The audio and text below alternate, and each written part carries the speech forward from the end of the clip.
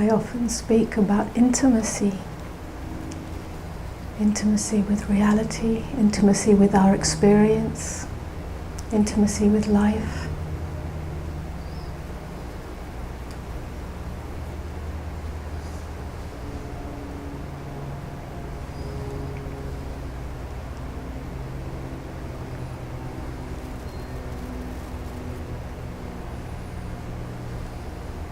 And everybody yearns for intimacy. Brings a sense of connection, belonging, wholeness, being held.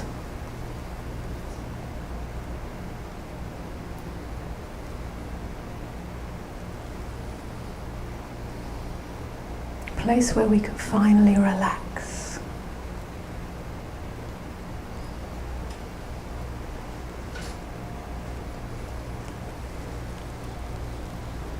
But intimacy at the deepest level really has nothing to do with you.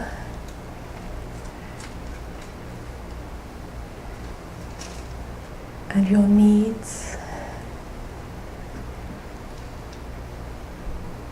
It's what happens when you disappear.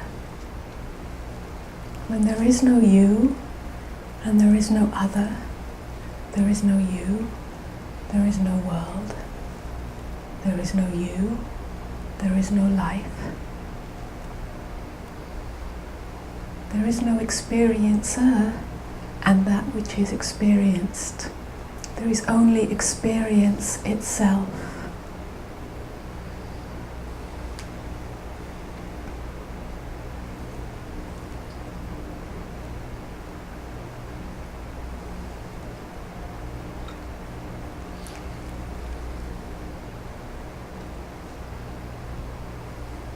It's the way babies experience. It's the way animals experience. It's very innocent, it's very pure, it's very open, it's very raw, it's very naked. It's untainted.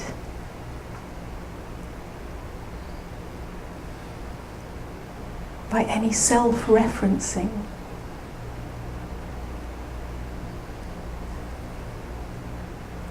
Now, as adults, we yearn for that return to naked innocence, to unadulterated naturalness. We yearn for that.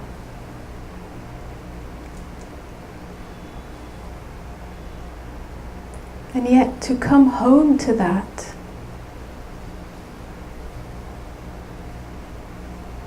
requires an act of conscious surrender. Although it's natural, although it's our natural state, although it's the innermost of the innermost, because it's covered up by the calcification of conditioned reactivity, then we're called to learn the art of conscious surrender.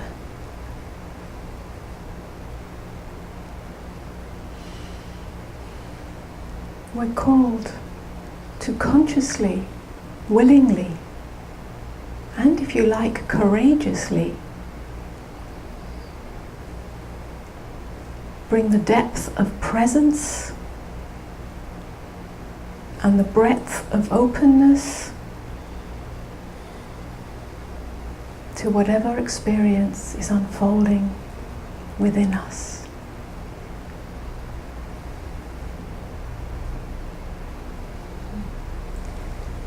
This courage and this willingness cannot be done as an act of will. Willingness is not the same as willfulness.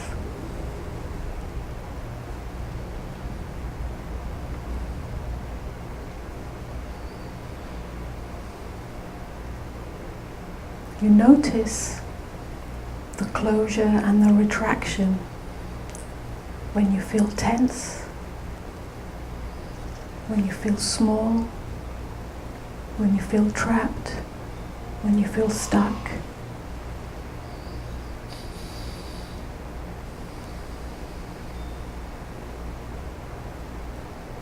When you feel panicked.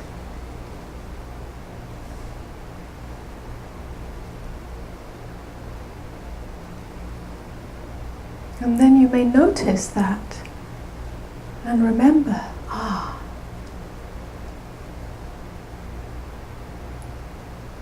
I can relax, I can surrender.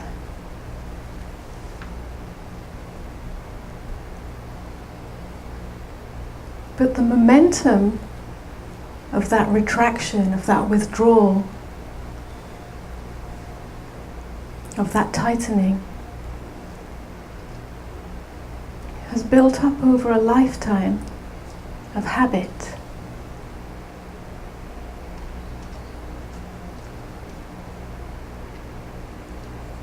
Of allegiance to the archaic survival mechanism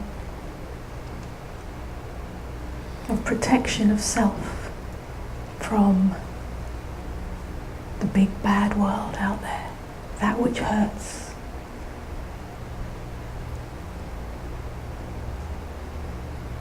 That which makes me feel bad and have bad feelings.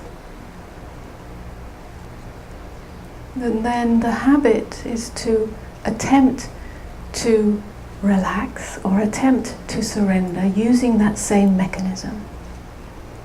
That somehow if we notice the panicked thoughts or the tight thoughts or the limiting thoughts, that we can replace them with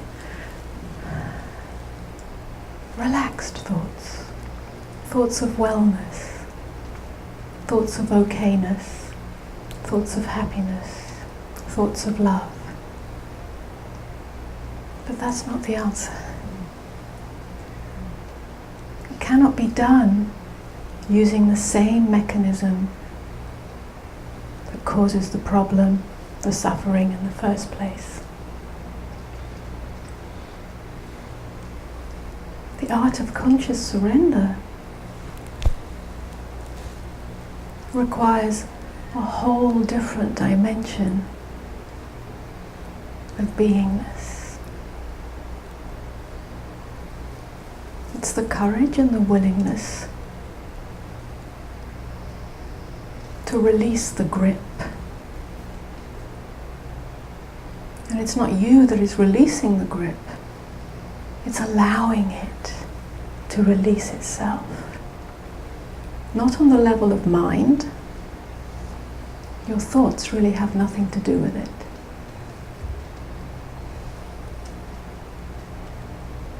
But much deeper. It's not from the top down, it's from the inside out. We feel it when there's an in-breath and an out-breath in the chest. We feel it when that tight knot in the solar plexus somehow softens.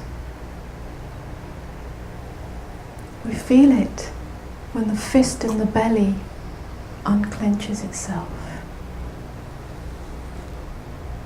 Sometimes we may need to experience that opening, that softening on a deeper level more directly before we can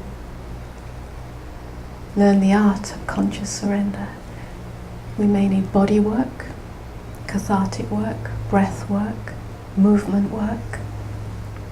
Something that starts to dismantle that calcification, which is energetic, it's on all levels, it's emotional, it's physical.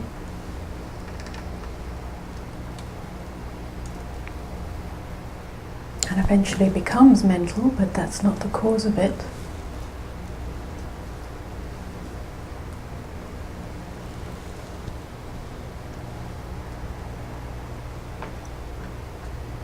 Not so that we can learn how to do it by implementing a method, but by recognizing, becoming more sensitive to where that grip takes hold unconsciously in our daily lives.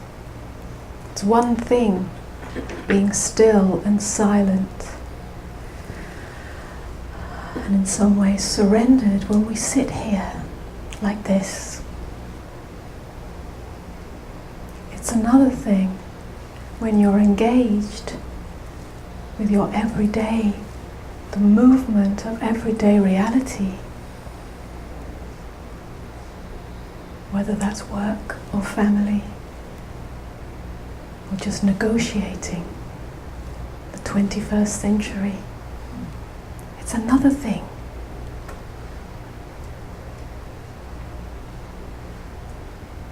Because somehow there's more to protect ourselves from. That's where the threat is, the psychological threat. But that's exactly the place to learn sensitivity to where that grip has taken hold again. That's exactly the place to learn the art of conscious surrender. To be willing 100% from the depths of your being, your heart and soul, to relax. I talk a lot about relaxation because it's less spiritual even than the word surrender. They're the same thing.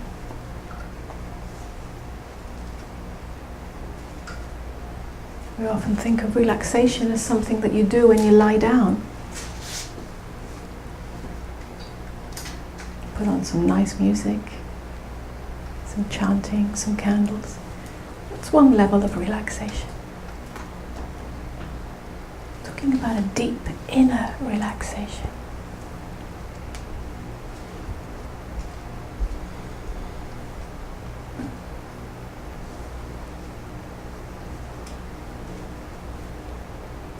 It's a courageous attitude, if you like, because it brings you to the edge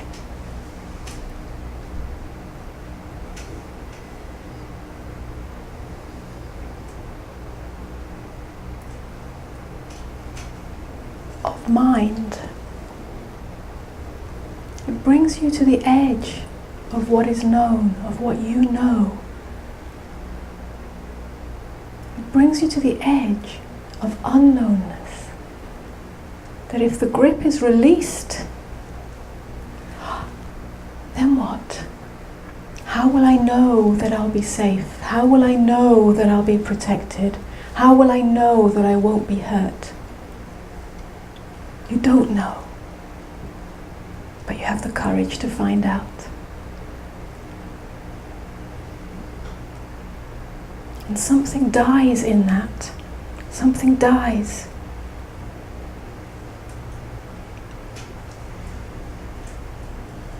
What dies is your investment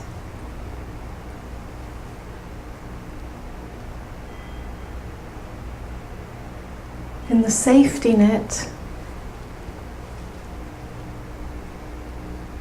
of reactivity. Safety net of the psychological movement towards something and away from something, towards the idea of salvation in the better future, in a better moment, and away from that which is imagined to be a psychological threat.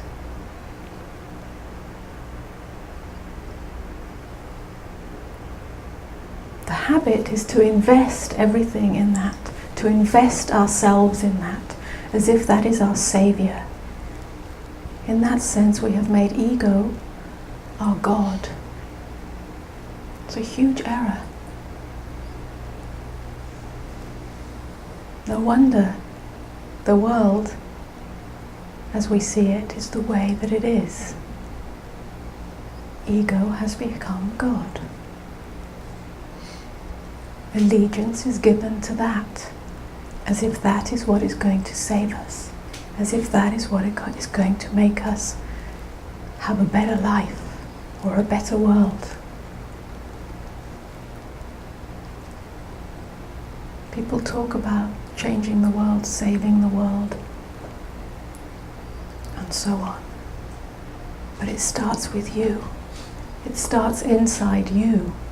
When you see the error of giving allegiance to that reactivity over and over and over again, in the small things, in your everyday interactions, not only the interactions with each other, but the interactions with the others in you. Yeah? Thoughts, feelings are others. They're objects. They're other forms, psychological forms in you. In you, outside of you, it's the same thing. Everything's happening inside of you. When you interact with somebody, you're not really interacting with somebody outside of you. You're interacting with your experience of them inside you, in consciousness. There is nothing but consciousness. And you can only know consciousness through the aperture of you, through the vehicle of you. Therefore, everything is happening inside you. Everything is experienced inside you. So your relationship is to you. There is no real relationship outside of you. You're always relating to your inner experience. So the responsibility is to that.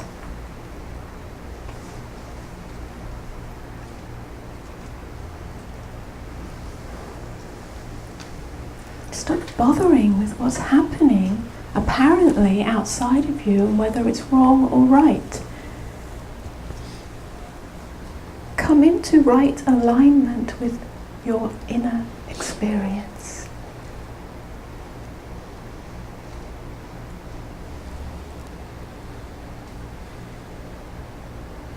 Give your allegiance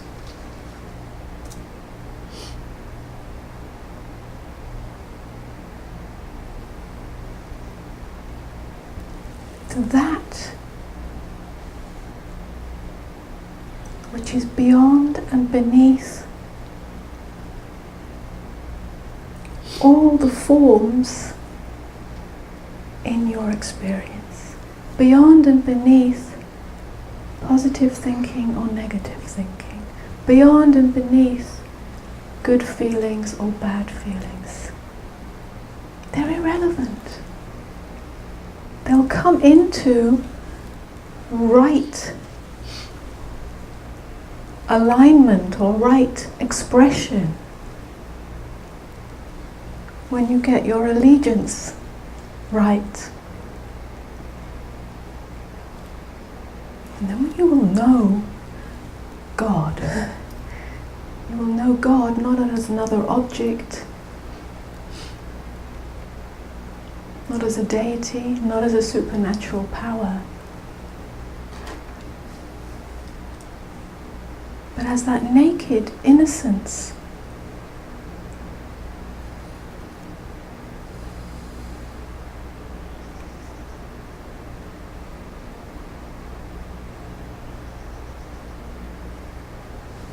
That intimacy which has no duality,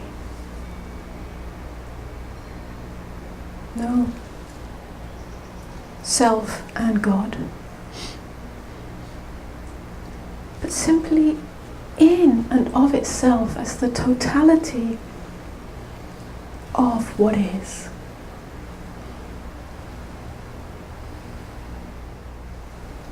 We have such power in us. Not the power that comes from a strong personality.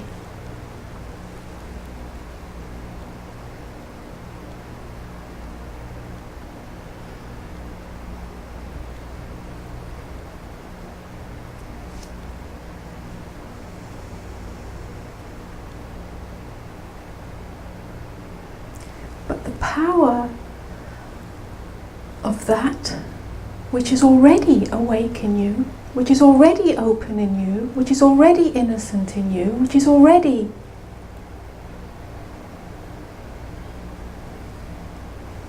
natural in you, that is already God in you,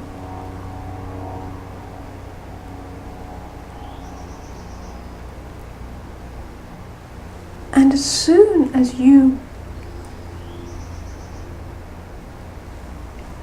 give yourself permission to turn your attention to that in the midst of the pull of that reactivity, it's an invitation. It's an invitation to that awakeness.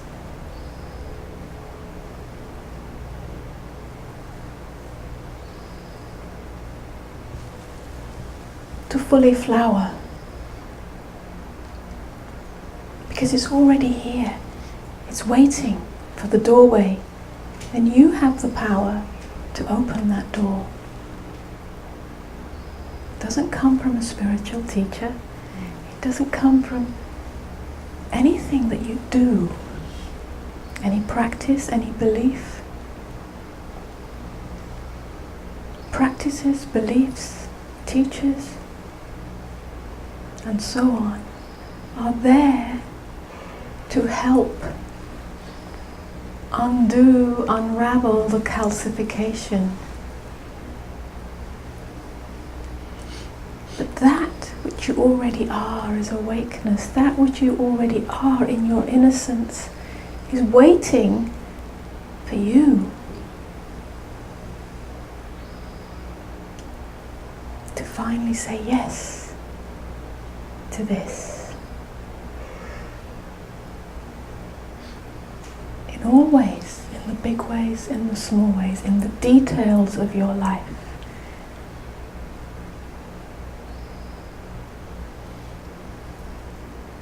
There's a momentum,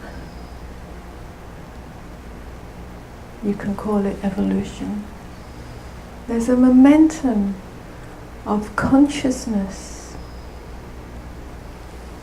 seeking to become conscious of itself.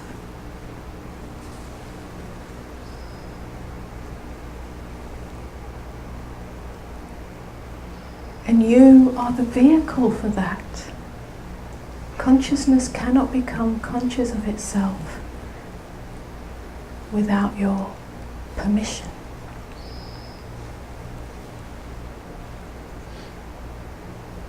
So it's like a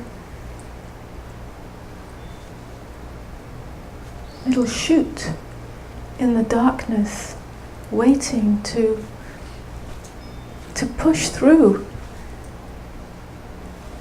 the layers of soil.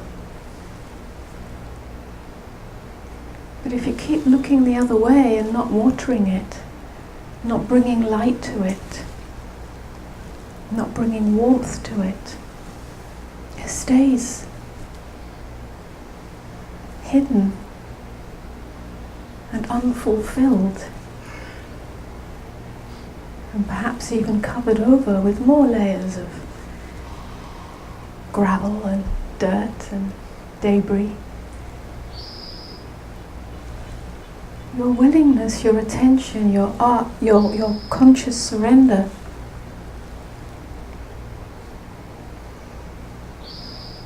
gives it permission, light, nourishment to push through.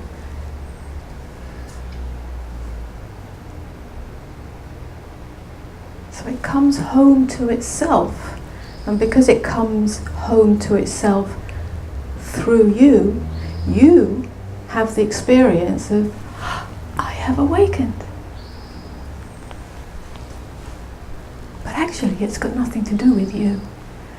And that's where one has to be vigilant to not claim that as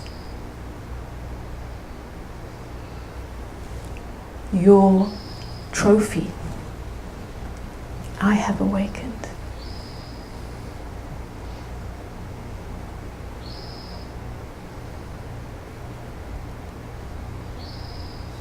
Because then you reinvest yourself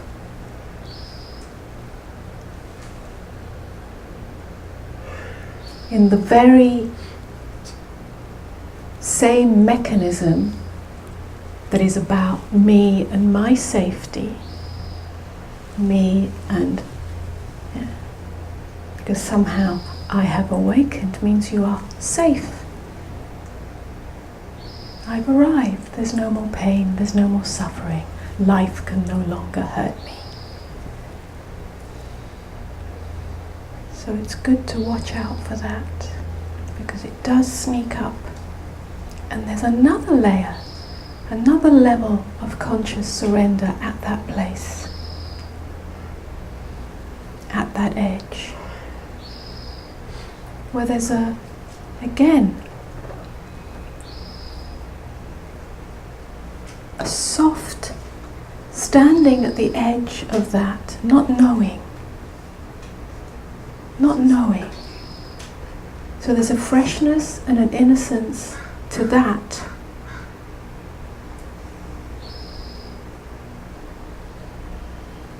Not falling back into, I am now experiencing awakening. I am now experiencing an awakened life. Because that is a veneer that separates you from the very intimacy of awakeness. So there's an ever deepening and unfolding of what we're calling surrender, of what we're calling intimacy.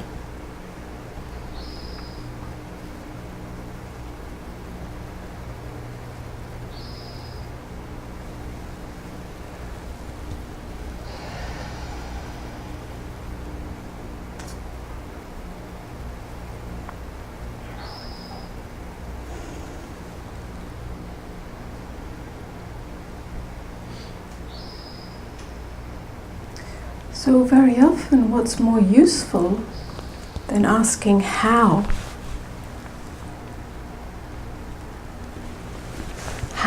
can I surrender? What's more useful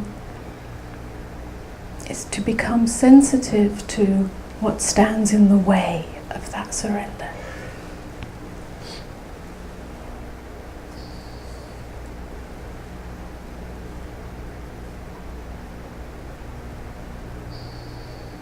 Because in the very act, in the very fact of noticing,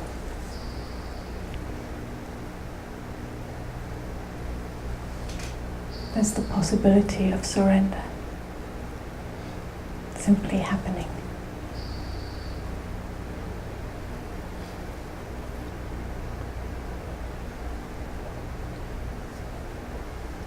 Because the very fact of noticing brings a sensitivity to the perpetuation of suffering that happens when you keep giving allegiance to that which you notice.